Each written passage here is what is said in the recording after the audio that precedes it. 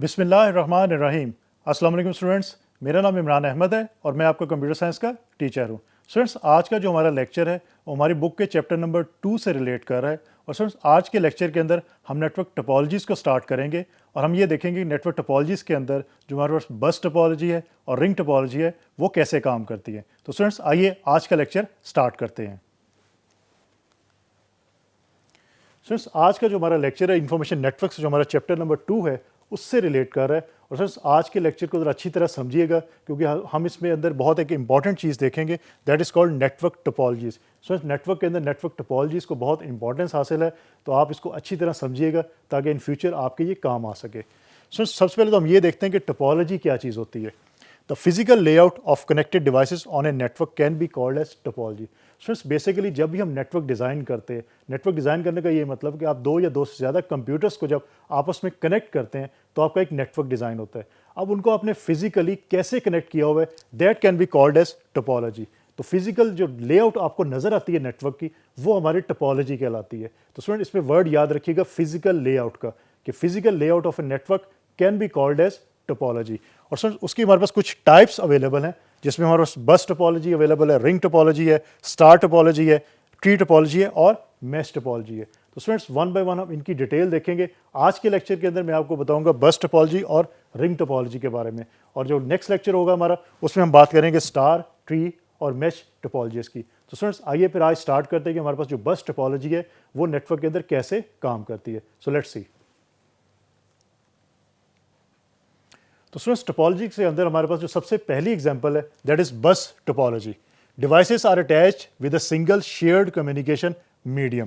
Students, इसके अगर आप फिगर इसकी देखें तो फिगर के अंदर आपको एक मीडियम नज़र आ रहा है, एक केबल नज़र आ रही है। स्टूडेंट्स, इसका जो बेसिक आइडिया बस टोपोलॉजी का, ये एक मीडियम के ऊपर, एक ही केबल के ऊपर तमाम आपकी डिवाइसेस, वो कंप्यूटर्स भी हो सकते हैं, कोई नेटवर्क डिवाइस भी हो सकती है, तो वो तमाम डिवाइसेस आपकी एक ही मीडियम के ऊपर आपस में कनेक्ट होती हैं। जिस तरह आपको फिगर के अंदर नज़र भी आ रहा है कि आपकी तमाम डिवाइसेस एक ही मीडियम के ऊपर आपस में कनेक्ट हैं, और जो भी डाटा किसी डिवाइस ने दूसरी डिवाइस को सेंड करना है वो उसी मीडियम के ऊपर सेंड और रिसीव किया जाएगा। अब स्टूडेंट्स, थोड़ा सा फिगर को एलेबरेट कर लेते हैं कि फिगर के अंदर क्या क्या चीज़ें अवेलेबल हैं। स्टूडेंट्स, अगर आप देखें फिगर के ऊपर कि आपको एक सिंगल कम्युनिकेशन चैनल नज़र आ रहा है, इसको कम्युनिकेशन चैनल भी आप कह सकते हैं, इसको बैकबोन केबल भी आप कहते हैं, इसको आप कम्युनिकेशन मीडियम का नाम भी दे सकते हैं। स्टूडेंट्स, इसके एंड के ऊपर आपको ये टर्मिनेटर नज़र आ रहा है। सर, टर्मिनेटर का ये मतलब होता है कि अगर इस केबल के ऊपर कोई ऐसा अनवांटेड सिग्नल ट्रैवल कर रहा है जिसको कोई भी सिस्टम या कंप्यूटर एक्सेप्ट नहीं कर रहा, तो टर्मिनेटर उन सिग्नल्स को टर्मिनेट कर देते हैं। अदरवाइज क्या होगा, आपका जो सिग्नल जो है वो इस केबल के ऊपर ट्रैवल करता रहेगा और कम्युनिकेशन जो है वो बिजी ही तस्वर किया जाएगा और इसको कोई और यूज़ नहीं कर सकेगा। तो केबल के एंड पे टर्मिनेटर्स ज़रूर ऐड किए जाते हैं। उससे ये होता है कि केबल जो है वो केबल के ऊपर जो भी आपका अनवांटेड सिग्नल है जिसको कोई भी सिस्टम जो है वो एक्सेप्ट नहीं करता, उसको टर्मिनेट कर दिया जाता है ऑटोमेटिकली। स्टूडेंट्स, उसके बाद अगर आप देखें PC1, PC2, PC3 और PC4, इस एग्जांपल के अंदर या इस फिगर की एग्जांपल जो है इसमें 4 पीसीस को अटैच किया है एक सिंगल कम्युनिकेशन मीडियम के साथ। स्टूडेंट्स, इसमें ये होता है कि अगर किसी एक सिस्टम ने कम्युनिकेशन करनी है, फॉर एग्जाम्पल PC1 ने अगर PC4 को कोई मैसेज भेजना है और PC1 का जो मैसेज है वो मीडियम के ऊपर जब ट्रैवल कर रहा होगा, तो सेम टाइम के ऊपर कोई और कंप्यूटर, कोई और सिस्टम, कोई और डिवाइस उस कम्युनिकेशन मीडियम को यूज़ नहीं कर सकती। मीन एक वक्त में एक ही डिवाइस कम्युनिकेशन मीडियम को यूज़ कर सकती है, जैसा कि आप देख सकते हैं। इसके अलावा कोई और डिवाइस यूज़ नहीं कर सकती। अगर PC1 PC4 को कोई डाटा सेंड कर रहा है, कोई मैसेज सेंड कर रहा है और मैसेज जो है वो मीडियम के ऊपर ट्रैवल कर रहा है, तो सेम टाइम के ऊपर ना तो PC2 उस मीडियम को यूज़ कर सकता है, ना PC3 और इवन ना PC4 उस मीडियम को यूज़ कर सकता है, जब तक कि वो मैसेज जो है वो PC4 को रिसीव नहीं हो जाता। तो स्टूडेंट्स, ये आपकी बस टोपोलॉजी है। इसको बस का नाम इसलिए देते हैं कि जस्ट लाइक एक सिंगल कम्युनिकेशन मीडियम है, तो जस्ट लाइक अ बस, तो इसलिए हम इसको बस टोपोलॉजी का नाम देते हैं। और अगर फिजिकली आपका नेटवर्क जो है वो इस तरह दिखाई देता है कि आपकी एक ही केबल के साथ तमाम सिस्टम जो है वो अटैच किए गए हैं, तो आप कह सकते हैं कि हमने बस टोपोलॉजी यूज़ की है। तो स्टूडेंट्स, अब इसके देखते हैं कुछ बेनिफिट्स हैं हमारे पास, कुछ ड्रॉबैक्स भी हैं इसके हमारे पास। तो सबसे पहले देखते हैं कि इसके हमारे पास बेनिफिट्स कौन कौन से हैं। First one is cost effective. Students, cost effective का क्या मतलब है कि कम कॉस्ट से हम ये टोपोलॉजी जो है इसको यूज़ कर सकते हैं। कम कॉस्ट का क्या मतलब, स्टूडेंट्स आप देख सकते हैं कि आपके तमाम सिस्टम, तमाम डिवाइसेस एक ही मीडियम के ऊपर कनेक्ट हैं। मीन आपको डिवाइसेस के लिए डिफरेंट की कम्युनिकेशन मीडियम या केबल्स की ज़रूरत नहीं है। आपकी केबल्स की इसमें काफ़ी जो है वो बचत हो रही है। आप एक ही केबल के ऊपर तमाम सिस्टम्स को आपस में ईजिली अटैच कर सकते हैं। That's why this is cost effective. Students दूसरी बात, ईजी टू मेंटेन। स्टूडेंट्स क्योंकि ये आपके स्मॉल नेटवर्क्स के लिए बहुत अच्छी है टोपोलॉजी, तो इसको मेंटेन करना बहुत ईजी है। आप सिर्फ केबल को मेंटेन करेंगे तो आपके सिस्टम जो ईजिली आपस में कम्युनिकेट कर सकते हैं। नंबर थर्ड पे हमारे पास जो बेनिफिट है इसका, best for limited number of devices. Students ये बात याद रखिएगा कि आपकी जो बस टोपोलॉजी है ये स्मॉल नंबर ऑफ जो आपके नोड्स होंगे या कंप्यूटर्स होंगे उसके लिए तो बहुत अच्छी है टोपोलॉजी, लेकिन अगर लार्ज नंबर ऑफ नोड्स या लार्ज नंबर ऑफ कंप्यूटर्स आपके पास नेटवर्क में अवेलेबल हैं तो फिर आप इस टोपोलॉजी को यूज़ ना कीजिएगा, क्योंकि सिंपल प्रॉब्लम ये है इसके अंदर कि एक कम्युनिकेशन मीडियम है और जब एक डिवाइस उस मीडियम को यूज़ कर रही होगी कोई और डिवाइस उस मीडियम को यूज़ नहीं कर सकती। तो अगर बहुत ज़्यादा कंप्यूटर्स आपके एक लिंक के साथ या एक मीडियम के साथ अटैच हैं तो फिर आप सोच सकते हैं कि कुछ डिवाइसेस को बहुत ज़्यादा वेट करना पड़ सकता है। तो इसलिए हम कहते हैं कि स्मॉल नेटवर्क्स के लिए आपकी ये टोपोलॉजी जो है वो बेस्ट है, लेकिन लार्ज नेटवर्क्स के लिए ये टोपोलॉजी जो है वो बेस्ट नहीं है। तो स्टूडेंट्स ये तो हमारे पास कुछ थे बेनिफिट्स। अब हम बात करते हैं कि हमारे पास बस टोपोलॉजी के जो ड्रॉबैक्स हैं वो कौन कौन से हो सकते हैं। Students number one is broadcasting. Students network के अंदर 3 टर्म्स यूज़ होती हैं, मैं आपको वन बाय वन ज़रा बताया। तो आपके जो कोर्स का पार्ट हो यहाँ पे जो हम डिटेल से बात करेंगे वो ब्रॉडकास्टिंग की बात करेंगे, जो बाकी टर्म्स हैं उनकी बात हम आगे जाके करेंगे। स्टूडेंट्स वो 3 टर्म्स ये हैं, एक टर्म है यूनिक कास्टिंग की और एक टर्म है मल्टी कास्टिंग और एक है थर्ड वन ब्रॉडकास्टिंग की। स्टूडेंट्स यूनिक कास्टिंग होती है 1 to 1 कम्युनिकेशन। फॉर एग्जाम्पल अगर आप कॉलेज में क्लास ले रहे हैं और टीचर आपसे कहते हैं कि जी फलां स्टूडेंट, किसी स्पेसिफिक स्टूडेंट का नाम लेके कहा जाता है कि आप स्टूडेंट जो है आपका कल जो है वो क्लास टेस्ट होगा, तो दिस इज़ यूनिक कास्टिंग कि 1 to 1 कि इस क्लास में सिर्फ एक स्टूडेंट का जो है वो टेस्ट होगा, बाकी किसी का नहीं होगा। This can be called as unicasting कि 1 to 1 कम्युनिकेशन। दूसरा स्टूडेंट होता है आपका मल्टी कास्टिंग। मल्टी कास्टिंग होती है कि अगर क्लास के अंदर टीचर कहता है कि जो फर्स्ट रो के अंदर स्टूडेंट्स बैठे हुए हैं, for example 10 students first row में बैठे हैं, तो टीचर कहे कि 10 स्टूडेंट्स जो फर्स्ट रो के हैं उनका कल क्विज होगा या उनका क्लास टेस्ट होगा। तो this is basically multi casting कि पूरी क्लास में से सिर्फ ग्रुप ऑफ स्टूडेंट्स जो है उनका टेस्ट होगा, बाकी का नहीं होगा। तो मल्टी कास्टिंग ये होती है कि आपके नेटवर्क में से ग्रुप ऑफ पीपल या ग्रुप ऑफ डिवाइसेस को अगर आप कह देते हैं कि तो वो आपकी जो है वो मल्टी कास्टिंग कहलाती है। थर्ड जो आपकी टर्म है यहाँ पे मेंशन है दैट इज़ ब्रॉडकास्टिंग। ब्रॉडकास्टिंग ये होती है कि कहा यह जाए अगर टीचर कहता है पूरी क्लास को कि सबका कल क्लास टेस्ट होगा, दिस इज़ ब्रॉडकास्टिंग कि क्लास के अंदर जितने भी स्टूडेंट्स हैं तमाम के लिए ये मैसेज है, दिस इज़ ब्रॉडकास्टिंग। तो सिर्फ यहाँ पे हम बात करते हैं कि हमारे जो बस टोपोलॉजी के अंदर हम ब्रॉडकास्टिंग को ड्रॉबैक के अंदर क्यों शामिल करते हैं। स्टूडेंट्स बेसिकली देखें, अगर आप फिगर की तरफ देखें, हमने बात की थी कि अगर एक सिस्टम जो है वो मैसेज सेंड करता है। स्टूडेंट्स इसमें ये होता है कि अगर PC1 ने PC4 को मैसेज सेंड करना है तो वो मैसेज PC2 के पास भी जाएगा और PC3 के पास भी जाएगा और PC4 के पास भी जाएगा। अब जिसका वो एड्रेस मौजूद होगा उसके ऊपर वो सिस्टम उसको एग्जीक्यूट कर लेगा, एक्सेप्ट कर लेगा, बाकी सिस्टम उसको डिस्कार्ड कर देंगे। तो दिस इज़ बेसिकली ब्रॉडकास्टिंग। अब इसको ड्रॉबैक क्यों कहते हैं? ड्रॉबैक इसलिए कहा जाता है कि ब्रॉडकास्टिंग से तमाम सिस्टम्स के पास जो है वो तमाम मैसेज जो है वो सेंड किए जाते हैं। इवन कि जो मैसेज PC1 ने PC4 को भेजना था वो PC2 के पास नहीं जाना चाहिए था, लेकिन PC2 के पास भी वो मैसेज जाएगा। तो दैट्स वाई हम कहते हैं कि ब्रॉडकास्टिंग जो है वो ड्रॉबैक है इस केस के अंदर। तो सर उसके बाद जो हमारे पास सेकंड ड्रॉबैक है बस टोपोलॉजी का, वो है if backbone cable fails entire network fails. Friends इसके अंदर सबसे बड़ा जो प्रॉब्लम आपको फेस करना पड़ सकता है बस टोपोलॉजी में कि अगर आपकी जो केबल फेल हो जाती है, कहीं से ब्रेक हो जाती है, तो आपका इंटायर जो नेटवर्क है वो डाउन हो जाएगा। अगर आपके इस बस टोपोलॉजी के अंदर 10 कंप्यूटर्स या 20 कंप्यूटर्स जो अटैच है एक केबल के साथ और केबल जो है वो ब्रेक हो जाती है, तो आपके 20 कंप्यूटर्स का जो नेटवर्क है वो टोटली डाउन हो जाएगा जब तक कि आप केबल को रिपेयर नहीं करते या उसको चेंज नहीं करते। तो फ्रेंड्स ये इसका बहुत बड़ा एक ड्रॉबैक है बस टोपोलॉजी का। दैट्स वाई हम लार्ज नेटवर्क्स के अंदर इसको प्रेफर नहीं करते। तो अगेन याद रखिएगा कि अगर बैकबोन केबल या जो आपका कम्युनिकेशन मीडियम है ये अगर ब्रेक हो जाता है तो आपका इंटायर जो नेटवर्क है वो डाउन हो जाएगा, कम्युनिकेशन स्टॉप हो जाएगी जब तक आप उस केबल को रिपेयर नहीं करते या उसको री-इंस्टॉल नहीं करते। और third one is only one request can travel at a time on a link. So ये बात अभी मैं आपको बताई है मैंने आपको कि एक वक्त में सिर्फ एक ही सिस्टम जो है वो कम्युनिकेट कर सकता है या लिंक को यूज़ कर सकता है, बाकी सिस्टम्स को जो वेट करना पड़ता है जब तक कि लिंक फ्री नहीं होता।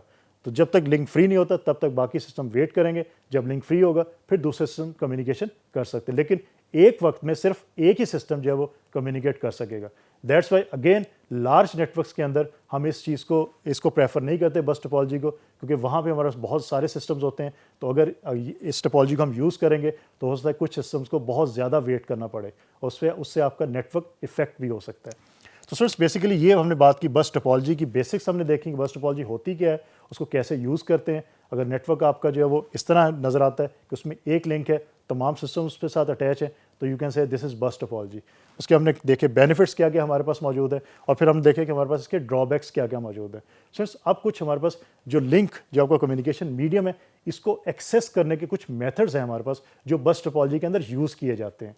तो फ्रेंड्स अब उनकी बात करते हैं कि वो कौन कौन से मेथड है जिनको बस टोपोलॉजी जो है वो यूज़ कर सकती है। सो लेट्स सी वो मेथड कौन से हैं। तो स्टूडेंट्स हमारे जो लिंक को एक्सेस करने के मेथड्स हैं, अब स्टूडेंट मैं इसको थोड़ा सा इसका रिव्यू कर दूं कि बस टोपोलॉजी के अंदर हमने देखा कि एक केबल के साथ हम अटैच करते हैं अपने तमाम सिस्टम्स, और किसी भी सिस्टम ने अगर कम्युनिकेट करना है किसी दूसरे सिस्टम के साथ या किसी दूसरी डिवाइस के साथ, तो होता क्या है कि वो सिस्टम जो है वो लिंक को चेक करता है। लिंक अगर फ्री होगा तो फिर वो अपना मैसेज सेंड करेगा, अदरवाइज वो वेट करेगा। अब स्टूडेंट लिंक को एक्सेस करना, लिंक को चेक करना, उसके हमारे पास डिफरेंट मेथड्स मौजूद हैं। उसमें से 3 मेथड्स यहाँ पे मैंने मेंशन किए हैं, तो अभी हम उनकी डिटेल देखते हैं कि वो मेथड कौन से हैं और कैसे काम करते हैं। In bus topology devices need to access the link for the transmission of data. ये बात हम कर चुके हैं कि डिवाइसेस ने जब भी कम्युनिकेशन करनी है उन्होंने लिंक को एक्सेस करना है और फिर डाटा को सेंड करना है। लिंक को एक्सेस करेंगे और फिर डाटा सेंड करेंगे और फिर रिसीविंग डिवाइस को रिसीव करेगी। To do so we have different link access methods available which are as under. तो हमारे पास जो मेथड्स अवेलेबल हैं वो कुछ ये मेथड्स हैं। सबसे पहला जो ए है CSMACD। स्टूडेंट्स ये इसकी एब्रीवेशन भी याद रखिएगा और इसकी फुल फॉर्म भी याद रखिएगा। नॉर्मली आपके एग्जाम्स के अंदर ये क्वेश्चन पूछा जा सकता है कि CSMACD जो है उसकी फुल फॉर्म क्या है। तो C stands for carrier, carrier आप लिंक को कहते हैं, ठीक है। सेंस, सेंस करना। मल्टीपल, कि मल्टीपल आपकी डिवाइसेस जो है वो सेंस कर रही हैं। एक्सेस, कि कैरियर सेंस मल्टीपल एक्सेस, कि मल्टीपल कंप्यूटर्स या मल्टीपल डिवाइसेस आपके कैरियर को या लिंक को एक्सेस करने की कोशिश कर रही हैं। Basically CSMA carrier sense multiple access का ये मतलब है। और स्लैश कोलिजन डिटेक्शन, कि अगर कोलिजन होती है तो उसको डिटेक्ट किया जाए। सो कोलिजन किस केस में हो सकती है वो हम देखते हैं कि कोलिजन किस केस में हो सकती है। When 2 station start transmission at the same time they both stop and signal a collision has occurred. So देखें होता ये है कि अगर 2 कंप्यूटर्स हैं उन्होंने कम्युनिकेट करना है सेम टाइम के ऊपर। स्टूडेंट्स अब प्रोसीजर ये होता है कि अगर PC1 ने कम्युनिकेट करना है तो वो क्या करता है, वो सबसे पहले चेक करता है सिग्नल, एक सिग्नल भेज के उस सिग्नल से ये पता लगता है कि लिंक फ्री है या नहीं है फ्री, और उसके बाद फिर PC1 अपना जो मैसेज है उसको सेंड करेगा।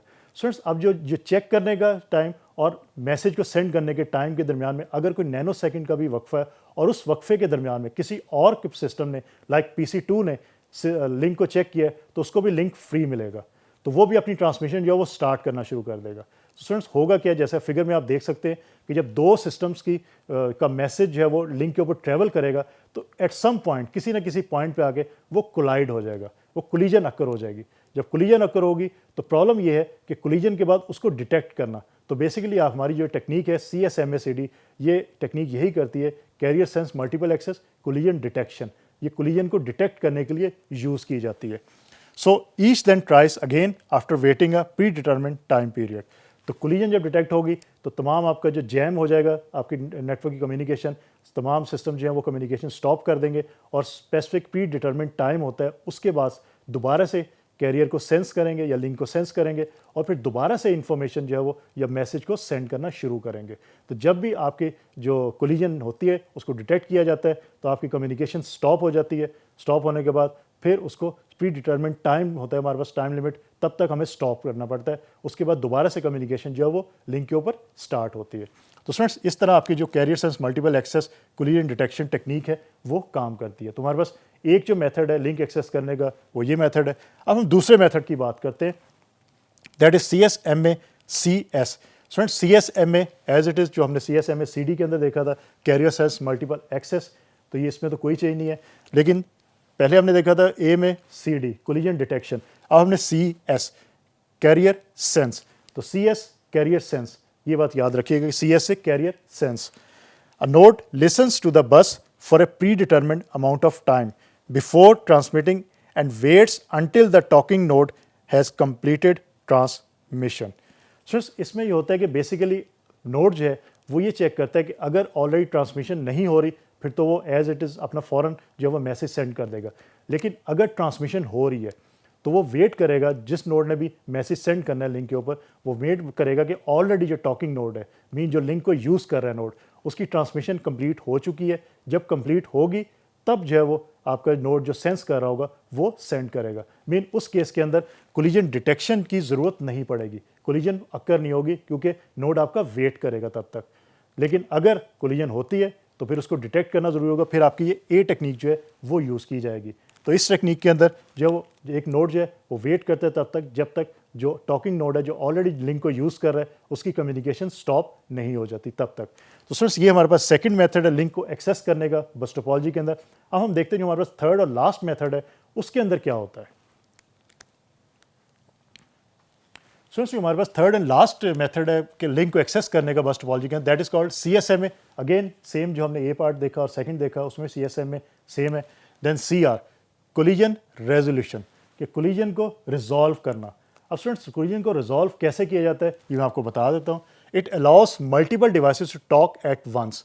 अ protocol determines which devices receives priority. Students, इसके अंदर एक ही पॉइंट है जो आप याद रखिएगा कि इसमें डिवाइसेस को प्रायोरिटी जो है वो असाइन कर दी जाती है। उससे ये होता है कि प्रायोरिटी असाइन करने से कि जिस डिवाइस को प्रायोरिटी असाइन होगी वो डिवाइस पहले कम्युनिकेशन कर सकती है। अगर वो डिवाइस कम्युनिकेशन ना करना चाहे फिर जो सेकंड प्रायोरिटी जिसको मिली होगी वो डिवाइस कम्युनिकेशन कर सकती है, एंड सो ऑन। तो इसके अंदर अब जो carrier sense multiple access collision resolution के अंदर हमारी ये कोशिश होती है कि कैरियर को सेंस करने की ज़रूरत ना पड़े, उसके साथ साथ कैरियर के अंदर जो कोलिजन डिटेक्ट होती है वो भी ना हो।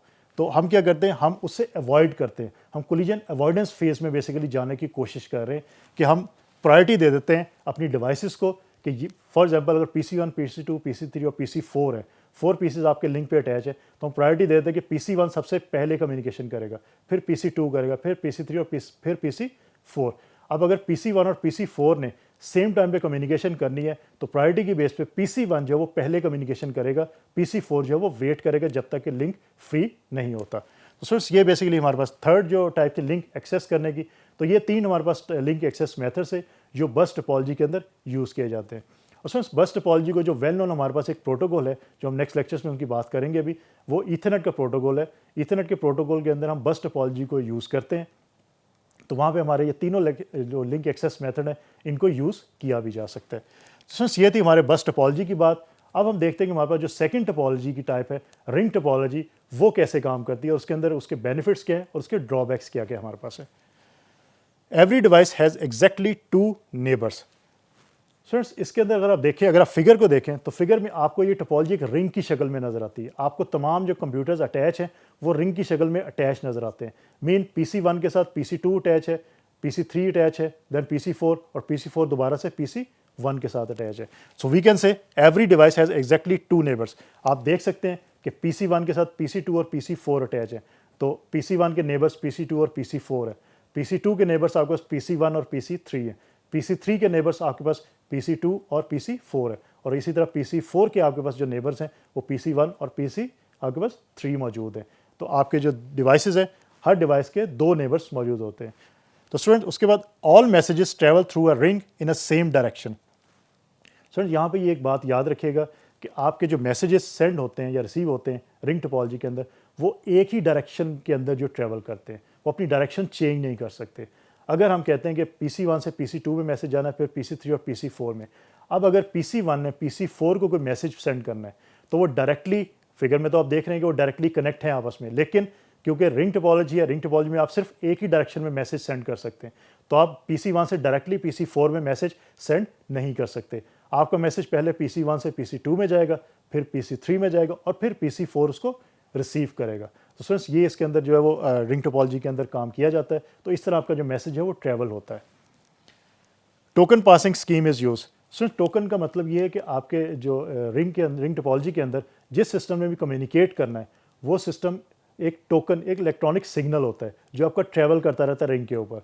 जिस सिस्टम ने कम्युनिकेट करना है वो उस टोकन को कैप्चर कर लेता है, और जब तक वो टोकन जो है उस स्पेसिफिक डिवाइस के पास रहेगा और कोई भी डिवाइस उस रिंग के ऊपर डाटा ट्रांसमिट नहीं कर सकती। तो फ्रेंड्स इस वजह से हमें जो बस टोपोलॉजी के अंदर प्रॉब्लम थी कि कोलिजन हो सकती है, वो कोलिजन आपकी रिंग टोपोलॉजी के अंदर पॉसिबल नहीं है, क्योंकि जिसके पास वो टोकन होगा वही सिर्फ कम्युनिकेट कर सकेगा। जब वो टोकन फ्री करेगा कोई और डिवाइस उसको एक्सेप्ट कर लेगी और फिर वो डिवाइस जो है वो कम्युनिकेशन कर सकती है। सो टोकन पासिंग के बारे में हम डिटेल से बात करेंगे। जब हम नेटवर्क प्रोटोकॉल्स की बात करेंगे तो वहाँ पे आपको डिटेल से बताऊंगा कि टोकन पासिंग जो है प्रोटोकॉल वो कैसे काम करता है। तो स्टूडेंट्स उसके बाद हम देखते हैं कि हमारे पास इसके बेनिफिट्स क्या क्या रिंग टोपोलॉजी के। सबसे पहले कॉस्ट इफेक्टिव। अगेन बस टोपोलॉजी की तरह स्टूडेंट ये भी कॉस्ट इफेक्टिव है, क्योंकि आप एक ही जो केबल है उसके साथ तमाम सिस्टम्स को अटैच कर रहे हैं, तो आपकी ये कॉस्ट इफेक्टिव है, आपकी कम कॉस्ट जो इसके अंदर लगती है। अगेन कॉस्ट इफेक्टिव है, आपके स्मॉल नेटवर्क्स के लिए is very good, but large networks के लिए आप इसको प्रेफर नहीं करते। Good for small networks. Again बस टोपोलॉजी की तरह स्मॉल नेटवर्क्स के लिए ये बहुत अच्छी टेक्नोलॉजी है आपकी, लेकिन लार्ज नेटवर्क्स के लिए आपकी ये टेक्नोलॉजी जो है या आपकी ये टोपोलॉजी जो है ये बिल्कुल भी फिजिबल नहीं है। स्टूडेंट्स उसके बाद ड्रॉबैक्स की हम अगर बात करें रिंग टोपोलॉजी के, इफ़ केबल और device fails then entire network down. Friends again problem जिस तरह बस टोपोलॉजी में थी, क्योंकि तमाम सिस्टम एक ही केबल से अटैच थे, केबल ब्रेक हुई तमाम सिस्टम डाउन। इसी तरह आपके रिंग टोपोलॉजी के अंदर भी तमाम सिस्टम एक ही केबल से अटैच है, लेकिन रिंग की शक्ल में अटैच है, तो इवन यहाँ पे भी अगर केबल ब्रेक होती है तो आपका इंटायर जो नेटवर्क है वो डाउन हो जाएगा। और स्टूडेंट ये बहुत बड़ा इशू है आपकी बस टोपोलॉजी और रिंग टोपोलॉजी के अंदर। दैट्स वाई लार्ज नेटवर्क्स के अंदर हम इनको प्रेफर नहीं करते। Lack of security. Students ring topology का जो सबसे बड़ा ड्रॉबैक है that is lack of security. अब लैक ऑफ सिक्योरिटी का क्या मतलब है? स्टूडेंट्स फॉर एग्जांपल अगर PC1 ने कोई मैसेज सेंड करना है PC4 को, और हमने ये बात की थी, अभी हमने ये बात डिटेल से देखी कि PC1 जो है वो सिर्फ एक ही डायरेक्शन में मैसेज को सेंड करे, क्योंकि रिंग टोपोलॉजी इसी तरह काम करती है कि आप सिंगल डायरेक्शन में मैसेज सेंड कर सकते हैं, आप दोनों डायरेक्शन यूज़ नहीं कर सकते। तो PC1 का जो मैसेज है वो सबसे पहले PC2 में जाएगा, फिर PC3 में, और फिर PC4 के पास जो वो मैसेज जाएगा। अब स्टूडेंट पॉसिबल है कि आपके PC2 या PC3 के ऊपर कोई हैकर मौजूद हो, वो इस इंफॉर्मेशन को हैक कर ले, उस मैसेज को रीड कर सकते हैं। That's why lack of security जो है वो आपकी रिंग टोपोलॉजी में बहुत ज़्यादा है। दैट्स वाई हम अगेन लार्ज नेटवर्क्स के अंदर इसको यूज़ नहीं करते, इसको प्रेफर नहीं करते। स्मॉल नेटवर्क्स विद इन हमारे ऑर्गेनाइजेशन के अंदर हो या विद इन हमारे हाउस के अंदर हो, ऑफिस के अंदर हो, तो हम इसको यूज़ कर लेते हैं, लेकिन लार्ज नेटवर्क्स के लिए हम इसको यूज़ नहीं करते। तो स्टूडेंट्स बेसिकली आज जो हमने टॉपिक देखे थे उसमें सबसे पहले हमने देखा कि नेटवर्क टोपोलॉजी क्या होती है। Topology basically physical layout of a network can be called as network topology. उसकी स्टूडेंट हमने कुछ जो टाइप्स थी वो देखी, उसमें बस टोपोलॉजी थी और रिंग टोपोलॉजी है, स्टार है, ट्री है और मैश है, जिसमें से 2 टाइप्स की हमने आज बात की है। बाकी टाइप्स की हम नेक्स्ट लेक्चर में बात करेंगे। जिनकी हमने आज बात की है उसमें बस टोपोलॉजी है। बस टोपोलॉजी की डिटेल हमने देखी, उसके बाद उसके कुछ हमने बेनिफिट्स देखे, ड्रॉबैक्स देखे, फिर हमने ये देखा कि बस टोपोलॉजी के अंदर लिंक एक्सेस जो मेथड्स हैं हमारे पास वो कौन कौन से मौजूद है। उसमें 3 मेथड्स हमने देखे और उनकी डिटेल देखी और ये देखा कि उनके फ़ायदे और नुकसान क्या हैं। और एट द एंड हमने ये देखा कि हमारे पास जो रिंग टोपोलॉजी है वो कैसे काम करती है, उसमें ड्रॉबैक्स क्या हैं हमारे पास, उसके हमारे बेनिफिट्स क्या हैं। तो स्टूडेंट्स होपफुली आज का लेक्चर आपको अच्छी तरह समझ आ गया होगा। इंशाल्लाह अगली दफ़ा नए लेक्चर के साथ दोबारा मुलाकात होगी। तब तक के लिए अल्लाह हाफिज़।